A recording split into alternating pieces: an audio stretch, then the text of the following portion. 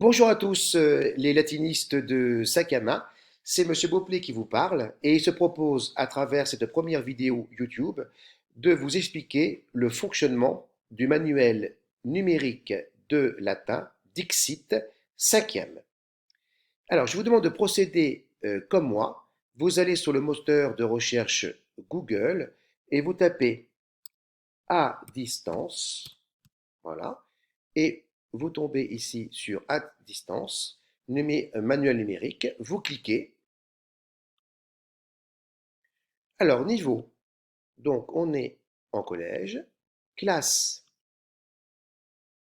5e, matière, on descend et on va tomber sur le latin. Éditeur, c'est Nathan. Je cherche un livre. Alors, regardez, ici vous avez votre Dixit 5e, votre TD qu'on utilise en classe, que vous avez donc au format papier. Et vous avez ici un deuxième manuel en latin qui est enrichi. On va le regarder ensemble. Donc, on appuie sur accéder, on clique. Alors, c'est un petit peu long parce que beaucoup de parents et d'élèves sont connectés en même temps sur le site. On est patient. Voilà. Et en principe, on va tomber sur le manuel numérique. Voilà. Alors, ici, je suis page 32. Hein, regardez, 32 ici, là. Et ça tombe bien puisqu'il s'agit de la deuxième déclinaison des noms en latin sur laquelle vous avez un exercice à faire. Ici, vous avez le tableau des déclinaisons, donc vous pouvez regarder, grossir, diminuer ici, et surtout, et ça paraît très intéressant pour vous, regardez, vous allez là, vous avez ce qu'on appelle leçon animée, vous cliquez ici. La deuxième déclinaison. La deuxième déclinaison en latin comporte des noms masculins et des noms neutres. Les noms masculins sont présentés ainsi dans le lexique ou le dictionnaire. Dominus, M, le maître. Dominus correspond au nominatif singulier du nom. Voilà. Je reviens en arrière.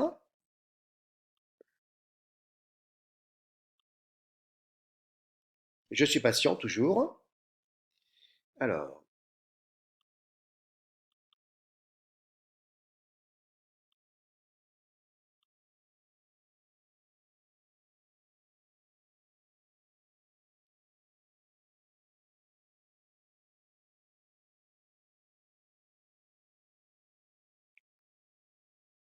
je reviens sur la page qui va s'afficher d'un instant à l'autre. C'est toujours un petit peu long. Voilà. Donc, je vous ai montré exercice animé et vous avez aussi regardé des exercices interactifs. Voilà. Alors, ici, vous avez, regardez, une série de 12 exercices.